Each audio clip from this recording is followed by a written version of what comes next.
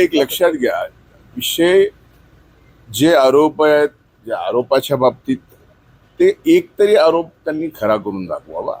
विनाकारण मला त्यावर काही आत्ता बोलायचं नाही. ज्यावेळेस बोलायचंय त्यावेळेस मी बोलायला कमी पडणार नाही हे आपल्याला माहिती आहे.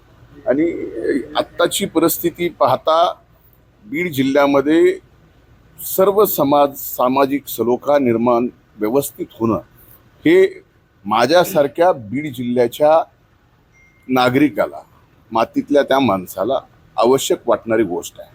आणि माझी एवढीच विनंती आहे सर्वांनाच की ठीक आहे, मला बदनाम करायचंय करा, आणखीन कुणाला बदनाम करायचंय करा, पण कृपा करून माझ्या बीड जिल्ह्याला, बीड जिल्ह्याच्या मातीला द्वादश पंचम स्थान असलेलं 12 ज्योतिर्लिंगापैकी 5वं स्थान हे वैद्यनाथाचं आहे. त्या वैद्यनाथ नगरीला बदनाम करू नका, हीच माझी या निमित्तानं विनंती आहे.